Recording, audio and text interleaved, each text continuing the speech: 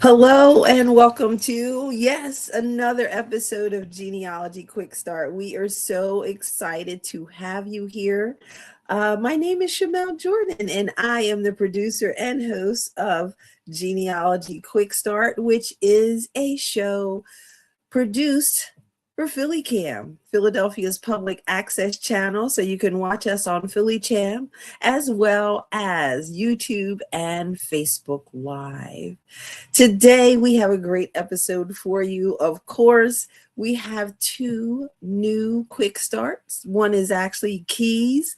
Jim Beidler is back with great keys or key lessons that helped with a single ancestor. And he'll be talking about one of his Beidler ancestors in devils or angels in the details. We know those small details are so important when we're doing research. Often those are the things that break open our research. Or you could be blessed like our special guest today. We're so excited to have Amanda Epperson here today talking about picking up from where my mama left off. Yes. How many of you out there have been blessed to have ancestors who did research and they are basically turning it over to you?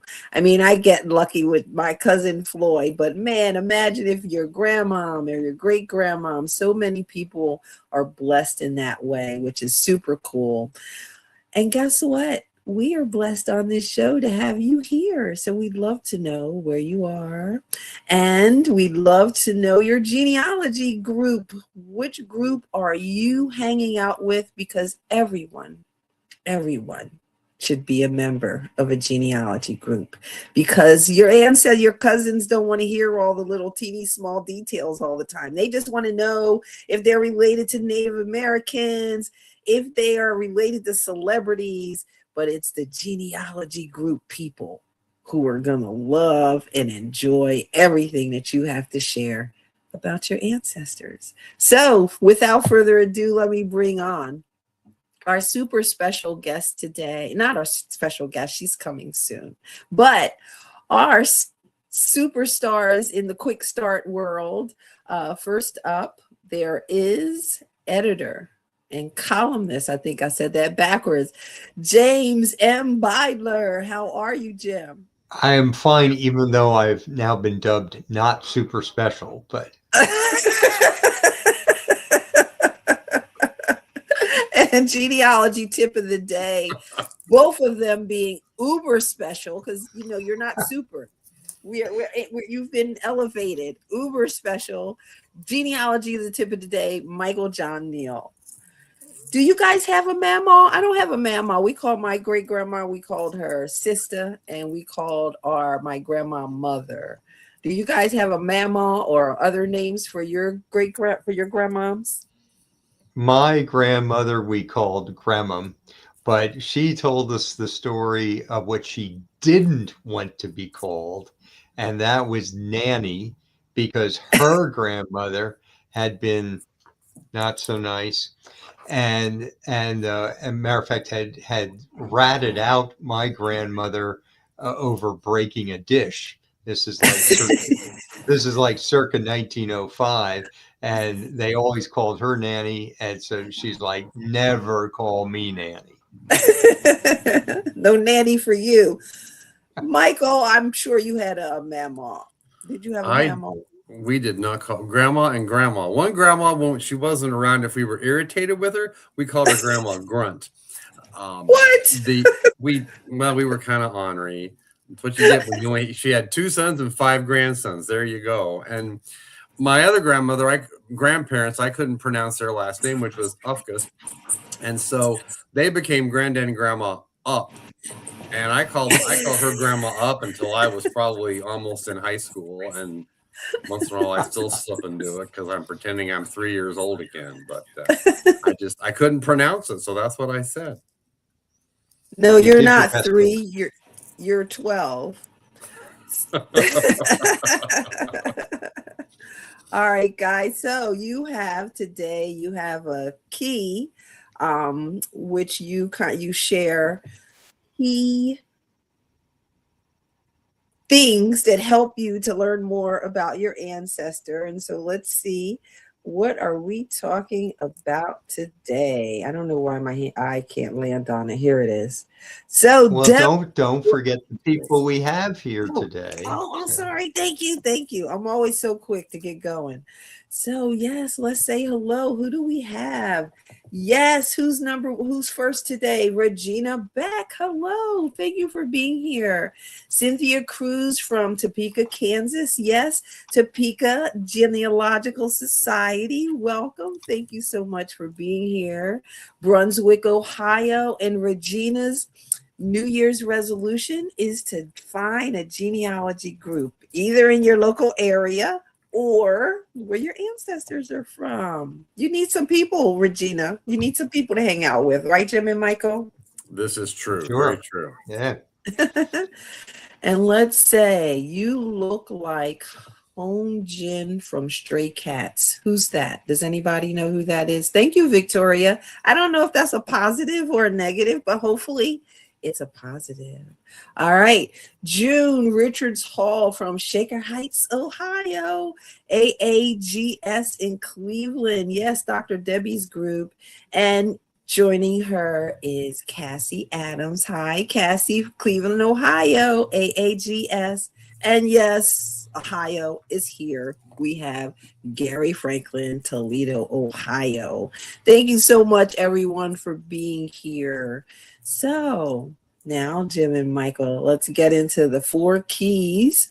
And this episode of the keys, you are going to be talking about devils or angels in the details. What's this going to be all about? Well, it's going to be all about Henry William Beidler, my great grandfather. And he was originally my terminal Beidler ancestor when I inherited the little bit that grandmom of mine had written down about her and her husband's ancestry. And for a substantial while, I was brickwalled at this Henry William or Henry W. Beidler that's on his tombstone. But gradually, I found various snippets about him that helped me give me more details about him, and then eventually get through the brick wall to previous generations, both on his side and on his wife Caroline Kinzer's side. Fantastic. So we are going to do devil or angels in the details. You ready, Jim? I'm ready.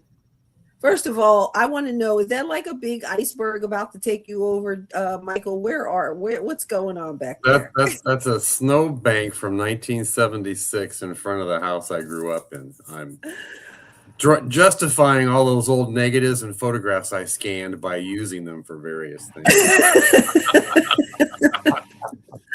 All right, let's look at the first key that Jim used for his that's Henry Beidler, which is don't just use church registers. So what do you mean by that, Jim? Yeah, what I mean by that is when we talk about more generically than church registers, talk about church records or records related to churches, documents related to churches, or as in this case, church history books. And the one that I give a sample of is from St. John's, nicknamed Post Reformed or United Church of Christ Church in Western Berks County. And they did a very comprehensive 250th anniversary history book in the 1970s, because they were founded all the way back in 1727. And as I'll show you in here, one of the many of their records they reproduced in this history book, including one that elected Henry W. Beidler as an officer of the church during the Civil War era. So, yeah, those histories are like amazing. Like, we love looking at all of these records all the time, but those histories can lead you to the records often. So you have some great Right. So, examples. Uh-huh. yeah, sometimes they have put the records right in the history book. Other times they may just reference them, and then you have to look them up separately. But yeah, they can be really really helpful. One place that I love to go to do that, besides like the state, like go to a big place where you can kind of look at all of the, because they're going to collect like the archives. The Library of Congress is like the super jam because they have like everything. If you can go to DC and hang out at the Library of Congress, you can look at all these types of histories sometimes. Step two, key number 2 is get original copies of the record. Oh my goodness. I don't know if you even have to explain that, but tell us why that's important, because sometimes we just stop because we're just happy to have dates. Yeah, well, you want to make up for any errors that may have crept in the transcription process. That can be important to fight against, and that's probably the biggest reason. The biggest, yeah. All right, so we'll be showing those cool records you have, because you have really cool records. Let's do key number 3 is to check for previous relationships. What does this mean? Marriages or other well, things? Yeah. or non-marriages that still produce children. Yeah, one of the the number one surprise when I did a DNA test in 2019 was several months later, I get an email from someone saying, "Oh, hey, we appear to be cousins from Henry W. Beidler. I'm a descendant of his illegitimate son, who was born in 1822, I believe." And I'm like, "Oh, okay, that's nice to know." And the first thing I looked up was, did we share the appropriate number of centimorgans for that relation? I think it was going to be second cousins once removed, and we did. And then I looked in a baptismal record of one of the churches in Berks County where Henry lived, and indeed found a baptism. I believe the father's name is Henrik Beitler, but something that's phonetically similar to Beidler.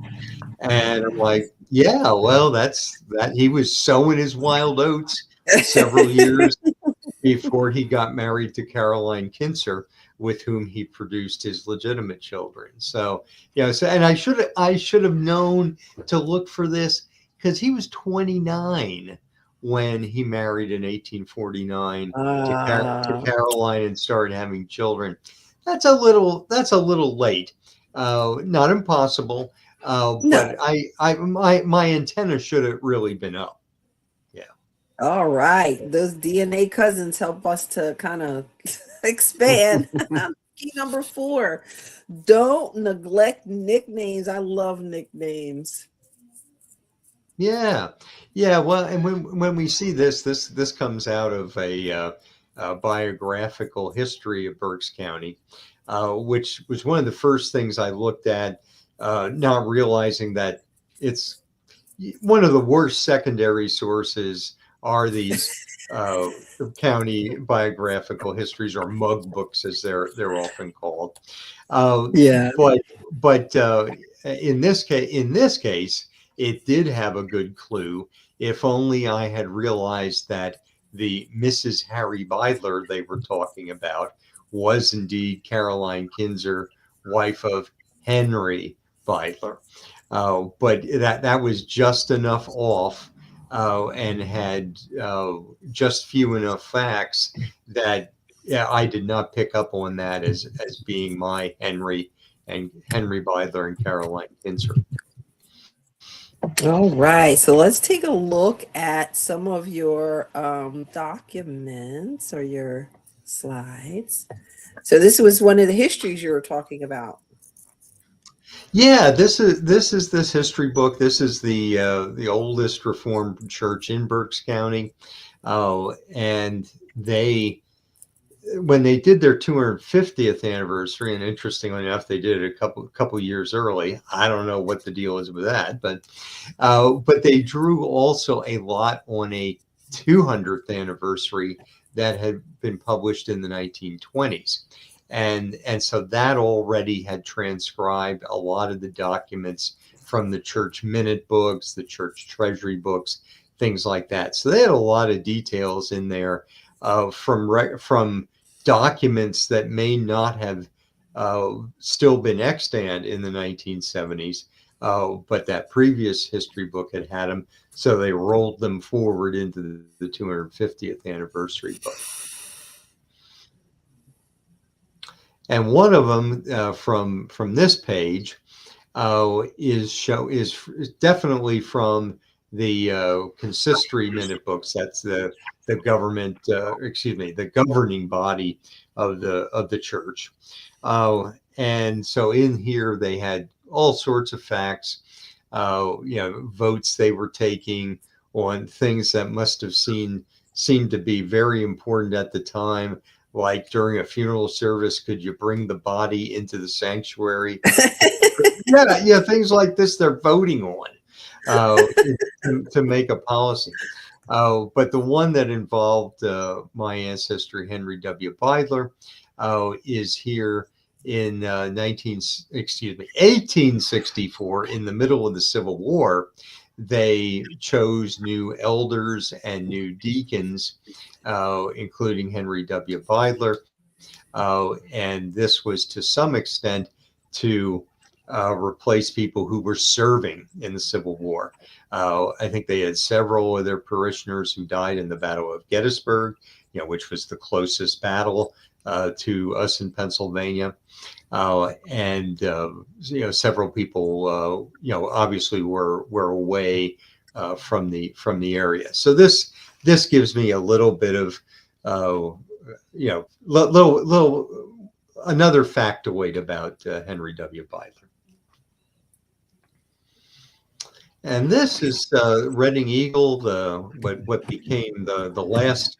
It is the last daily newspaper standing in Berks County. It's not much of a newspaper anymore, but at the time, this was becoming in the 1870s. This was becoming the newspaper of record, and in 1871, when he died, Henry Beidler was front page news. It's not really an obituary; it's just a death mention, so to say. But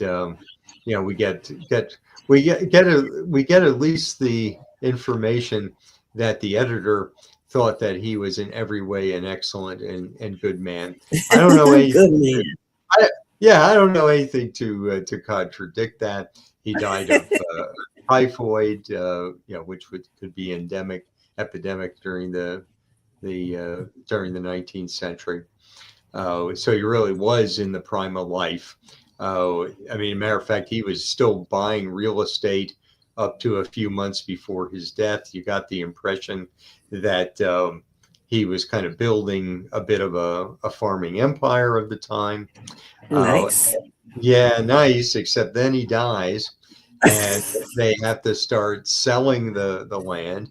And the one family story that came back to me was that some of his sons had a bit too much fondness for drink. And Okay. my dad said, yeah, we heard the story that the boys would be sent to the market to sell a pig, and they'd stop at a tavern on their way back, and no money came home with them. So, yeah. So I love it. Easy come, easy go. Easy go. Yeah.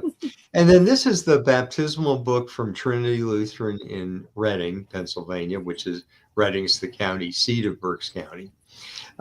This wouldn't have been his home church, that is Henry W.'s, but a lot of baptisms from the countryside got recorded in this city church. You know, it was kind of the seat of the parishes in Berks County.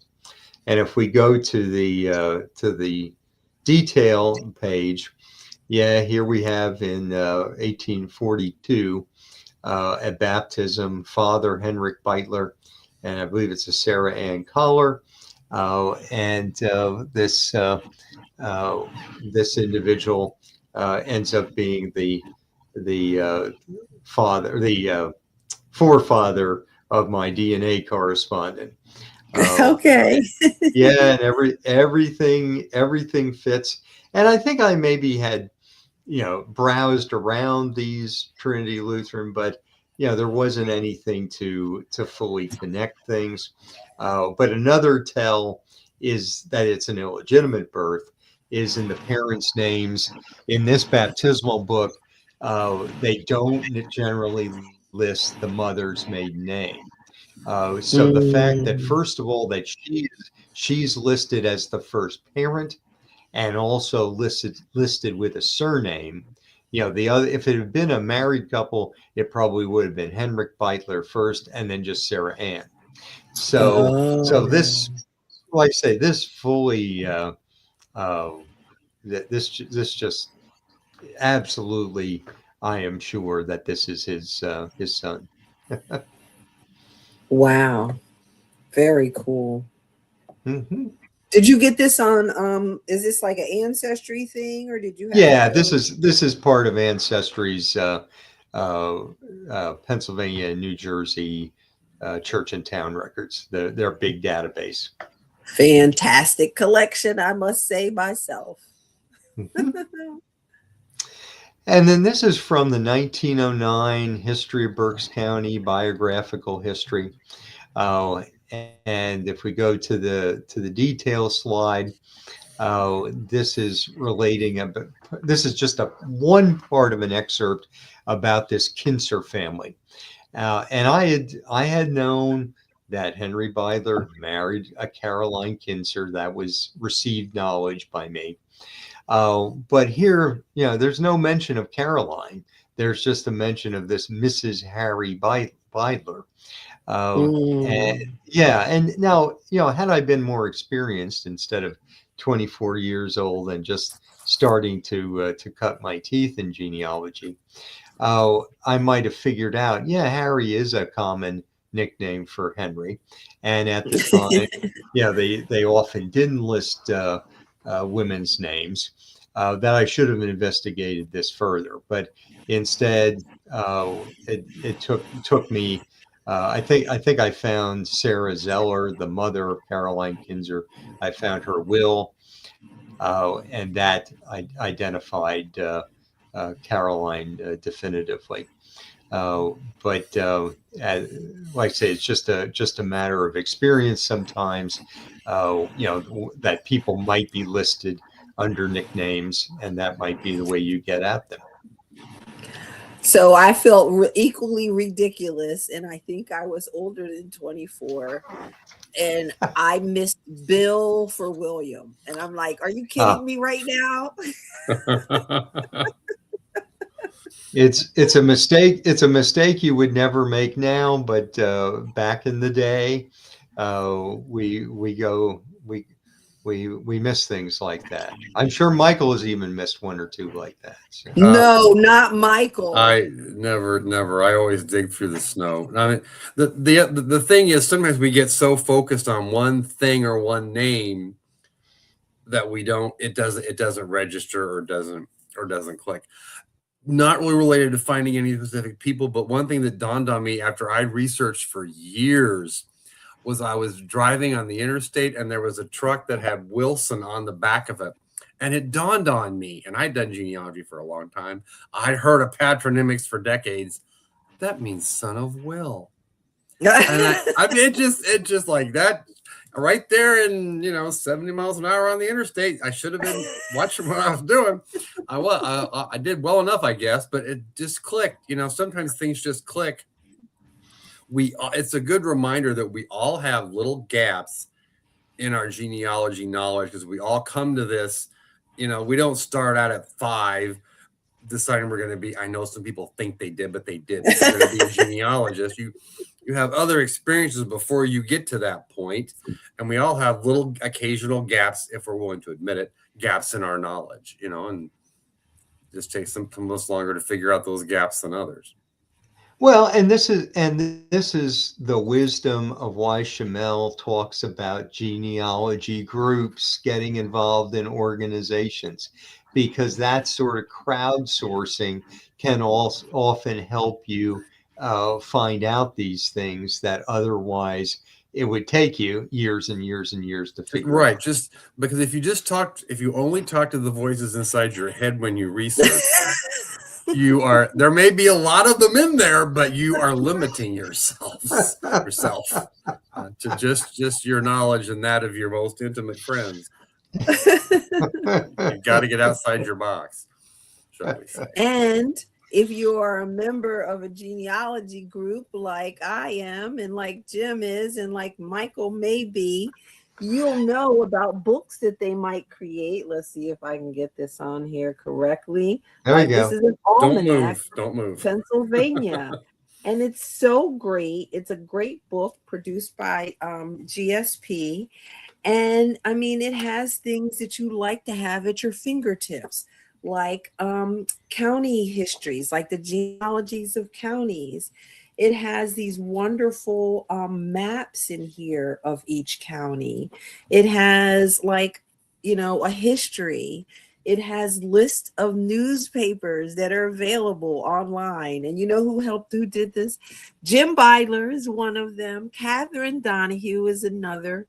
Kathy Booker, is that how I always say her name wrong?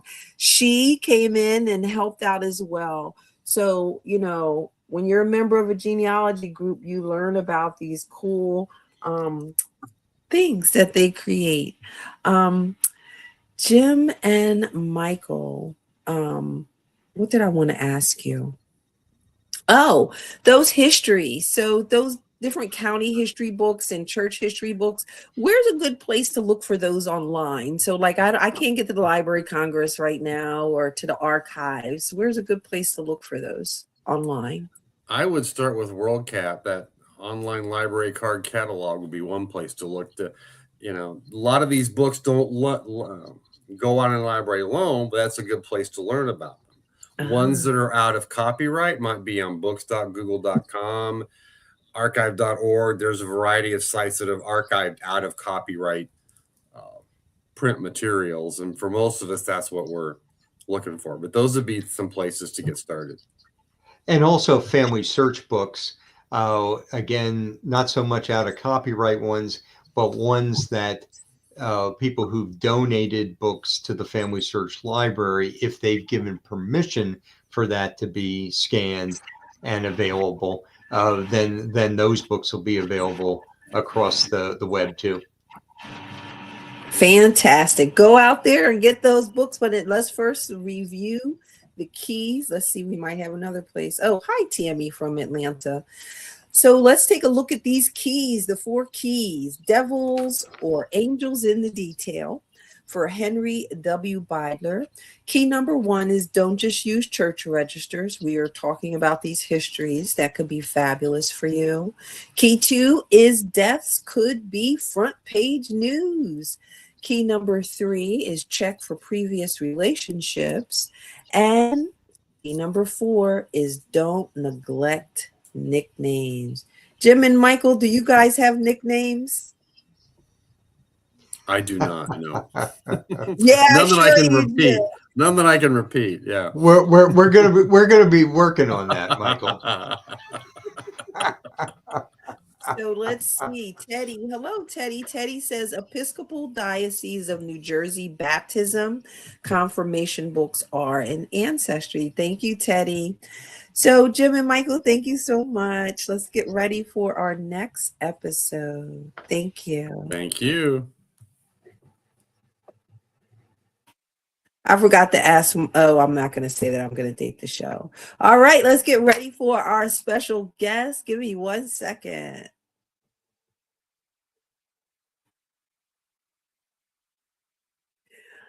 I'm so excited to have someone I've collaborated with and worked with who's asked me to do stuff. She's so precious, and she has a really precious mom too. I love when I get to meet people's moms so I can see how they became so great. And please welcome on today our special guest, Amanda Epperson. Dr. Amanda, I know you want to just be Amanda PhD. You're Dr. Amanda Epperson. Thank you so much for being here. Yes, thank you for that lovely introduction, Shmel. I appreciate it. Anytime. So, Amanda, I ask all of our special guests to share with us their 1-minute genealogy story, how you got started, and when you knew you were hooked. Well, I didn't practice a minute, but like many of your former guests, I also did a childhood project for genealogy. I did it for a 3rd grade, and we in fact still have it. And so that's what I did. And I remember talking to my family about it and trying to fill in the names and trying to remember where people were born. And we didn't do too badly. But the thing is, we didn't put any names on this tree. It's only the places where they were born. So I don't know if my teacher didn't get what a family tree was, or my family didn't, or I just didn't because I was a little girl. But also both of my grandmothers were very into genealogy. So and I followed them around. And in fact, I went to Tennessee and Georgia with my Mamaw, the one we're going to talk about her genealogy today. And I remember we just stopping on the side of the road to go through cemeteries, which is exactly the wrong way to do genealogy. You just don't stop by cemeteries just to see if your ancestors happen to be buried in them. But, it was fun. I was little, so I didn't know it was wrong. No, anyway, that's cool. That's my story. All right, Amanda, I think that's super cute, and I can't wait to share with everyone your project. It's the cutest. I had to blow up your picture just so that you know. All right, Amanda, are you ready to get started with your quick start title? I'm as ready as I'll ever be. Yay! Picking up from where my Mamaw left off. I think that's so cute. All right, Amanda. So you said that your grandmom had started doing genealogy. Do you know how she got started? So my Mamaw and her sisters, they had a very small family. Like their 2 brothers died within a year of each other, and both their parents died at Christmas time in 1944. So it was just the 4 sisters, and their parents had been orphaned young. So they didn't have a big extended family. They never knew their grandparents. So they were just interested to find out where they came from. So they enlisted the help of my dad's cousins to go to archives and research. I think the modern term might be voluntold.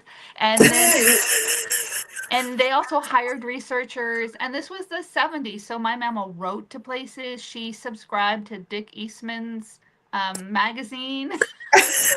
And wrote to people, and they exchanged family group sheets and wrote letters, and did all of that old-timey stuff to figure things out. And she would request books, and I remember she had become just interested in people. So she acquired somehow the Civil War diary of some sort of distant cousin. I'm like, Mama, we're not really related to him. And like I don't know, they shared a common ancestor. She's like, but no, I just think he's interesting. I'm like, oh, okay.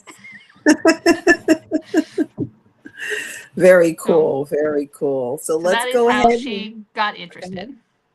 Yes, that was a great story. We hadn't talked about that before. So thank you for entertaining my question. All right. So step 1 for picking up where my Mamaw left off is, that's your name, is to enter the data from notes into family tree database. So can you give us a high level, what this means, what this is all about, and why it's important? So when I inherited copies of this material 20, 30 years ago, I think it's 30 years ago now, because the 1990s were in fact 30 years ago. So I got copies of this, and it was all printed or typed or photocopies. nothing was in a computer, nothing. You know, there was not hardly even the internet. So I needed to organize it. And at some point, I got a DOS version of Family Tree Maker, and and I started taking the data from her notes and entering in what I knew about her, not only that branch of my family, but my mother's as well, and just entering it in and typing in the notes. And then, you know, family, they all have like a notes field, like census and notes, and then the exact notes from my Mamaw I would write in, like this was who was in the household, and these were in the households next door. And so that's what it, because genealogy software is designed to keep track of this kind of information for you.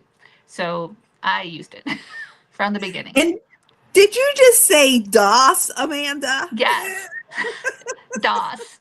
I came on two 1.44-inch floppy disks, and you put it in your computer and you installed it. And I used it for a while, and then I didn't use it for a couple of years, and started my job, my first job proper job out of college, and were using Windows. And so I tried to go from Windows to that DOS version of Family Tree Maker, and that lasted like 2 minutes before I went to the computer store and bought probably the first Windows version. Good for you. All right, and we'll share your slides. We're just going to run through the steps first. Okay. So step 2 is to get original copies of the record. So explain that. Jim kind of and Michael kind of talked about that. That as was well. I put that in my notes. This is also Jim's step number 2.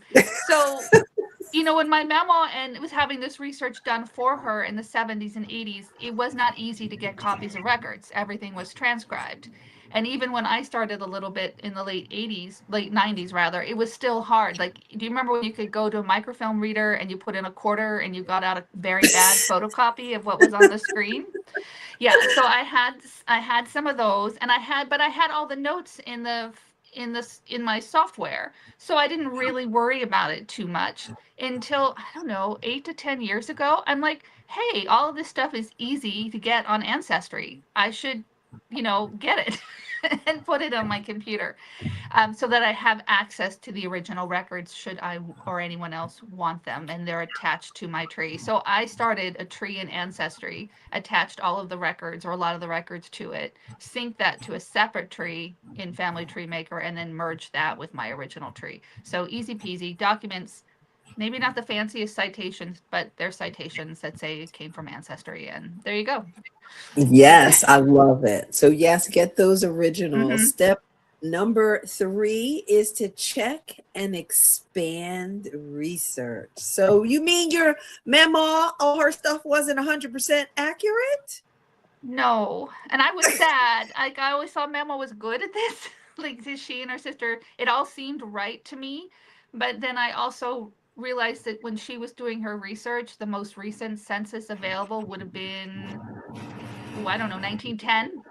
So everything was was less material available, and there was less education for genealogists. And I don't know that she ever bought a book on how to do genealogy. Like, I don't know how many were even available when she and her sister were doing this.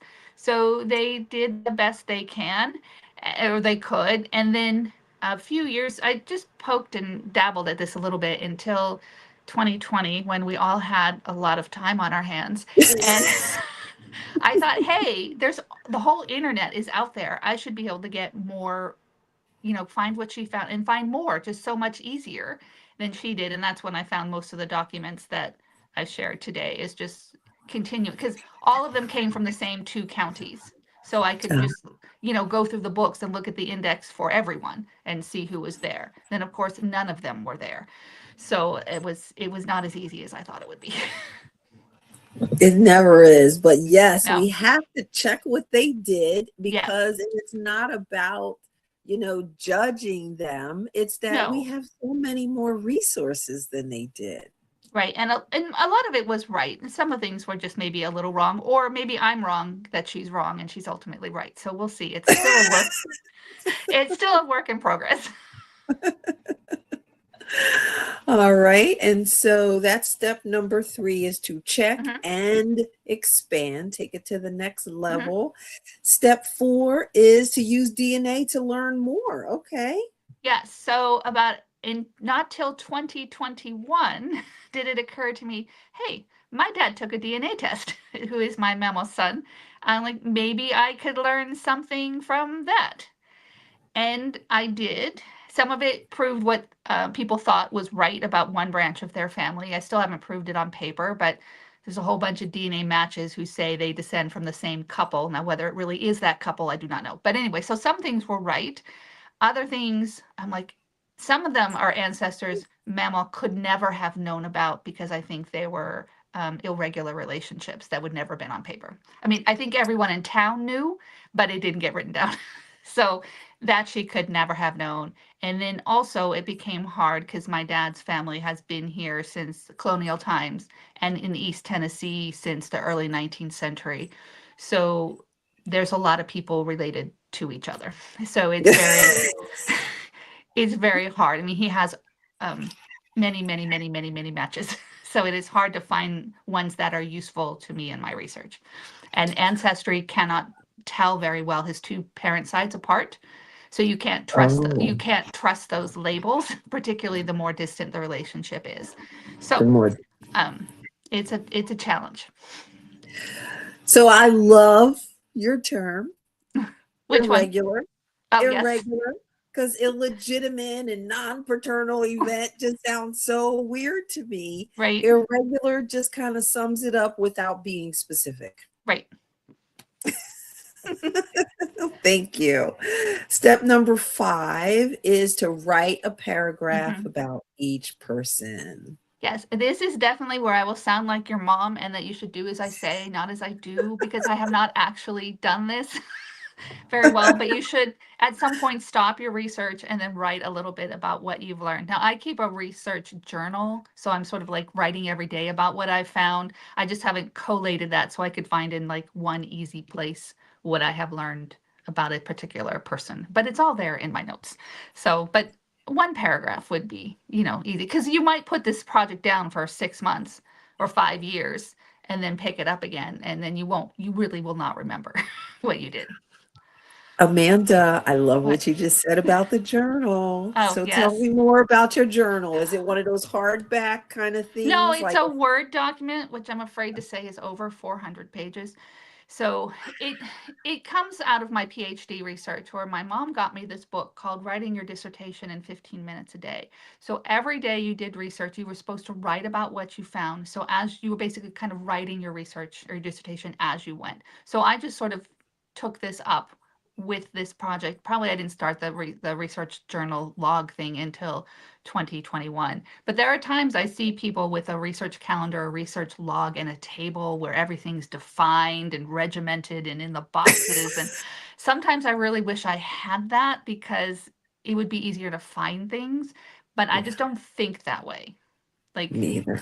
So I just love like free writing about what I found, and I put copies. And a lot of these people I'm researching, I may not ultimately be related to, so I don't want to put them in my tree or do anything fancy. Like, a link to the page where I found them is enough. As long as like Family Search doesn't change everything about their website. Please, families, they know better. They know better. I know. We would all end up in Utah, surrounding the building. Like, it would be serious. Okay. Right. So, all right, let's look at your wonderful document. Okay. Let's see what we have here. This is my favorite.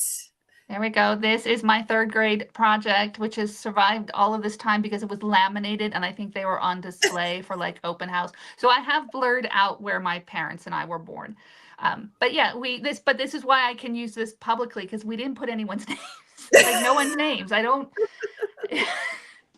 really know what we were thinking.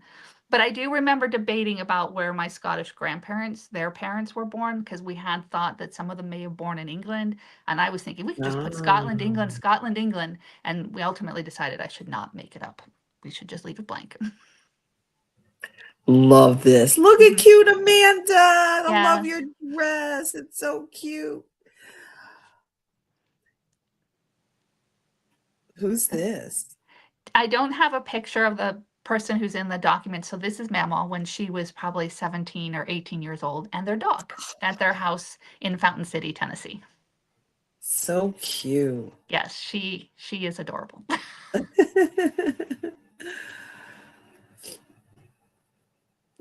So this is a page from her notes, which I said was typed up. So I don't know if she typed it up or if it was done by a researcher. And this is just so you can have a visual image. This is Family Tree Maker, which is the genealogy software program I use, but there are many others that people like. So this Yeah, is so she the, just you had these typed up sheets that she provided to you, and you just used this to put it in the Family Tree Maker. yeah. Yeah, I got these, I think, ultimately from her sister who copied them and gave a copy to my mother, and then I got my own copies. So Very nice. So there were some handwritten notes, some copies of letters that she had written people, and then the family group sheets. You know, it was just what you would normally get from someone who is just not expecting to die and is in the midst of their research. You know, I love this. Were Benjamin and Liz's parents. I love it. All the notes are right, the most fascinating. right. So this is me going and getting the documents. So if you, JR is the person who's most of these documents are about, and one person who Mamaw was a little bit wrong about, and that's his wife, Louisa, either Louisa Robinson or Louisa Shorter. I'm pointing at it like you can see me. And then underneath that is Nora, who is Mamaw's mother, and then a baby sister who probably did not live, Oh. and then Nora was orphaned shortly after this. Oh, wow. So all of her parents died. So there you can see close up, there's James Levin, a nifty 12 years older than his wife. And they've already been married 3 years. Yeah, it's the 19th century for you. So this is, again, collecting documents. This is the 1850 census. This is page 2 of the family. The arrow's pointing at Raleigh, who was 7 years old, with, I don't know who these, if they're his siblings, and then there's one, Catherine, and on the page before, which I guess I should have included, are another 2 older women who may be sisters-in-law. I do not know. My guess is that one of those women is Raleigh, is the mother of those 3 children. And then next door is a Benjamin Levin, his second wife, Frances, and other children. So it is everyone's hunch that Raleigh is the grandchild of Benjamin, just because they're right here living so close together. Benjamin married twice. First wife, Jinsey Kennedy, and they were married 20 years. And then he married again, either 1832 or 1838. Both dates, or there's 2 dates in one of his second wife's pension record application to get his pension. So from the War of 1812. So he has 2 wives. And so when you get to the 1840 census, it's definitely Frances is his wife, and anyone who's older has to be from the first marriage, right? So, right. And a lot of those sons have probably, children had all left the household by the 1840 census or 1850 census. So it's hard to say if there are, I haven't found enough sons that match up that could be him. But anyway, so that's the theory. That is my working theory, is that Raleigh is the grandson of Benjamin and the great-grandson of James Levin, the American Revolutionary patriot who lived in Hawkins County, Tennessee. Oh, wow. Yeah. Patriot. Yeah. So this is me checking up and trying out new things. So I learned, our pictures are over where you can find this. I found on the... sorry. No, that's all right. I found on the internet this organizing genealogy using MXL spreadsheets. And I looked at it again just recently because in my mind, the whole video is about explaining that you can use Excel to map out people in the different census records.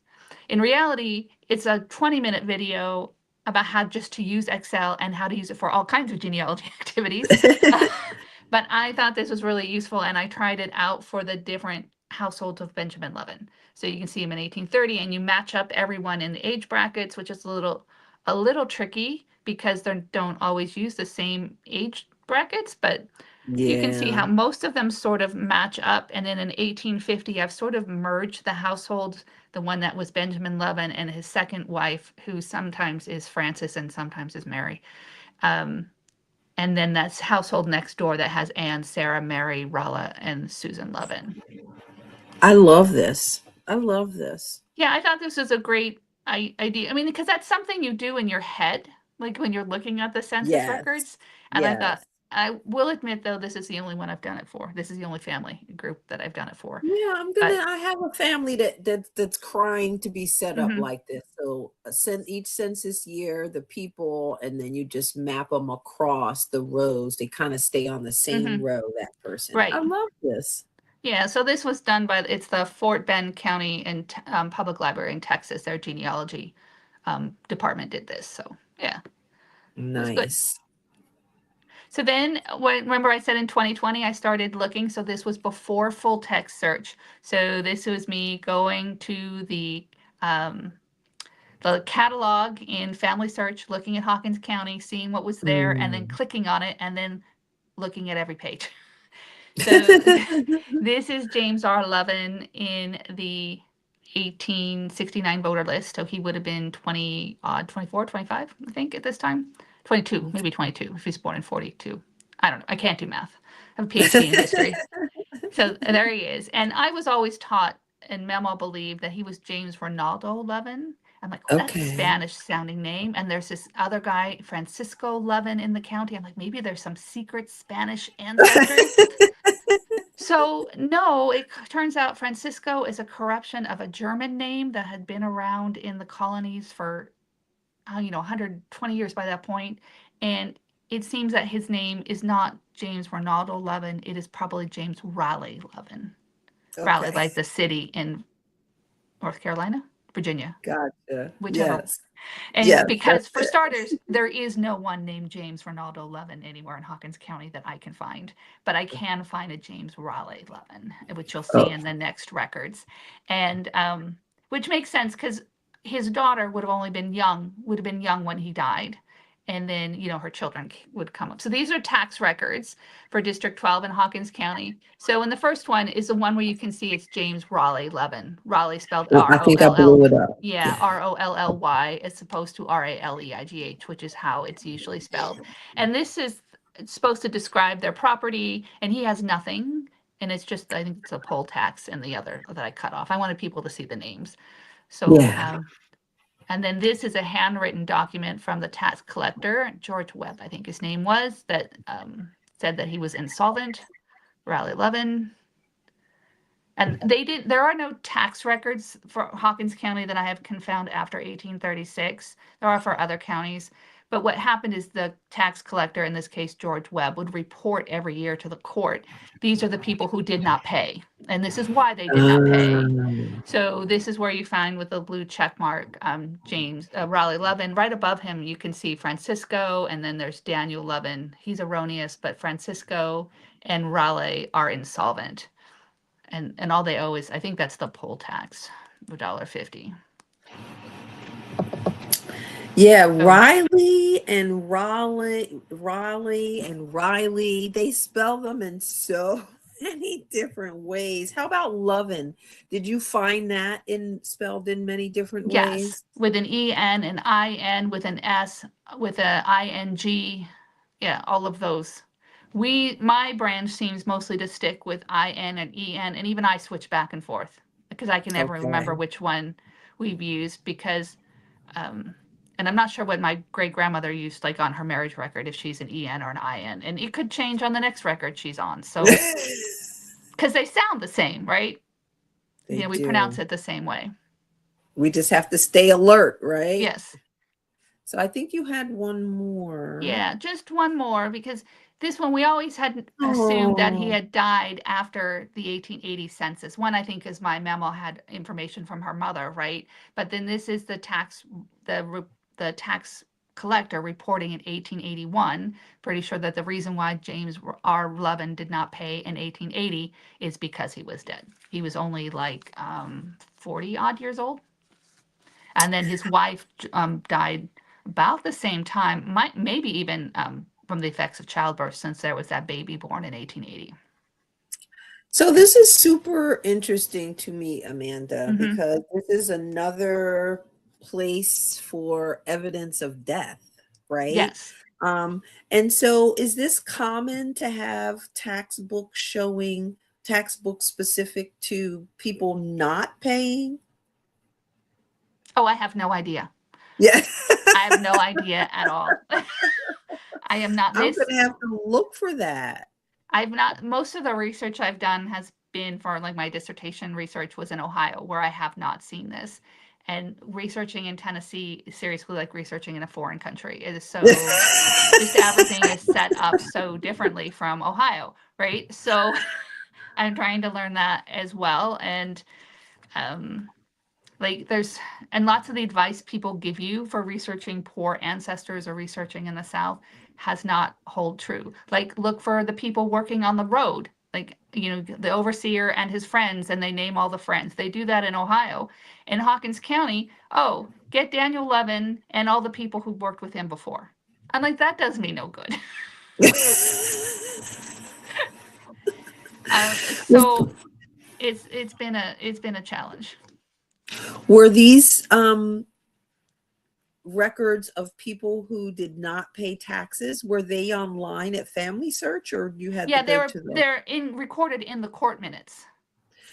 So that's where I found them. So it's a court record. Yeah, it's George Webb reporting to the county that these people, you're not going to get any money from these people because they've moved or they've died, or you're just not going to get any. So this is just another example of why court records are super important. And we are so lucky that we have Family Search and their full text search so that we can get into them, because guess what? We weren't reading them as much as we should. No, and this whole search would have been much easier now because I did all of that without full text search. So I'm quite sure that I missed some. And, and I have found some other documents that I would never have found because you would just never occur to you, oh, let's view this court file and look page through page by page. Like, you often don't do that because you're like, oh, that has nothing to do with me. And then when you do the full text search, you're like, oh, 3 of my relatives actually gave depositions. But, but you can't look at everything page by page. Like, thousands of records is just not feasible. It's hard, but that's one of Dr. Debbie Abbott's mantra. When you can't find them, you got to go page by page. Amanda, I love this. Let's take a look at your steps for picking up from where my Mamaw left off. So step 1 was to enter the data into and notes into the Family Tree software database, and not necessarily Family Tree Maker. There's a lot of them out there, like Roots Magic and Reunions, and there's Legacy. Legacy. Oh, let's not forget Legacy. And some of us use multiple of them, but we won't talk about us. Step 2 is to get original copies of the records. Yes, because you might find additional information there. Step 3 is to check and expand the research. Yes, she didn't, your Mamaw did not mean to point you in the wrong direction, but just check her work. You have more access. Step 4, use DNA to learn more. Step 5, write a paragraph about each person. And Amanda, we have a new bonus step, which is we are all going to start research journals. Okay. They're nice because then you could write, this was really hard and I hate it. Or awesome research day. It's like you can't put that on a table, right? But you can put it in a journal. You can put it in a journal. Amanda, thank you so much for being here with us today. Thank you for having me.